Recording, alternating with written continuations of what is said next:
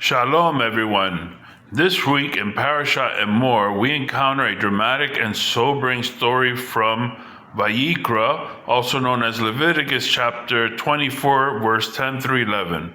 The son of an Israelite woman named Shelomith bat Divri from the tribe of Dan, whose father was an Egyptian, got into a fight in the camp with an Israelite man. In the heat of the moment, he blasphemed the name and cursed. They brought him to Moses. What does this teach us? Let's explore layer by layer, starting with Rashi.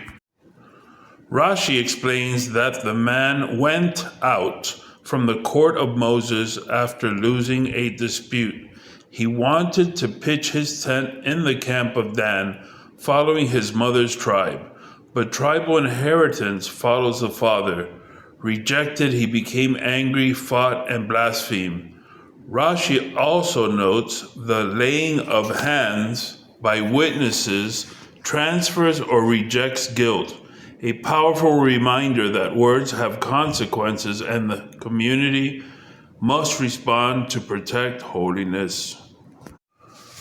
The Talmud in Sanhedrin discusses the severity of blasphemy, especially pronouncing the divine name in a curse. It teaches that this act attacks the very foundation of reverence for God.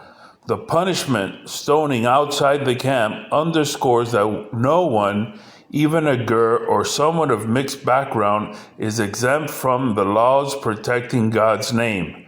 The story shows how personal anger can escalate into a spiritual catastrophe. Midrash Tanchuma and Vayikra Rabbah add colorful details. Shelomith was known for her free and friendly greetings, Shalom to everyone, which some say led to her entanglement with an Egyptian. Her son, feeling like an outsider, fought over belonging. The Midrash paints him as someone whose anger from rejection boiled over into cursing the name. These stories highlight how identity struggles and unchecked speech can tear at the fabric of the holy camp.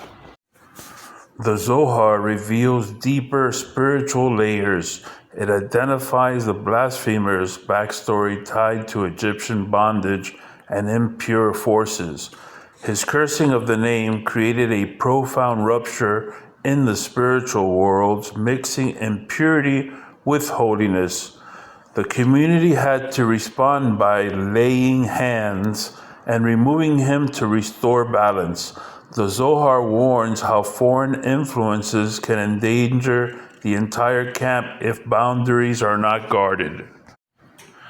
The Arizal, in the language of Gilgulim, soul reincarnations, sees this incident as involving souls entangled with foreign Egyptian elements. It teaches the necessity of strict spiritual boundaries to protect the holiness of the Jewish people and to rectify souls mixed with impure forces. The story becomes a lesson in tikkun, rectification, for entangled identities and energies. Baal HaSulam connects this failure to restrict the will to receive for oneself alone. Blasphemy disrupts the unity of souls and prevents equivalence of form needed for proper revelation. The inner tabernacle, our collective holy space, must be guarded through mutual bestowal and love.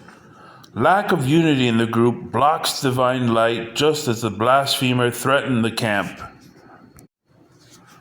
So what is the timeless message of Parashat Emor for us this week?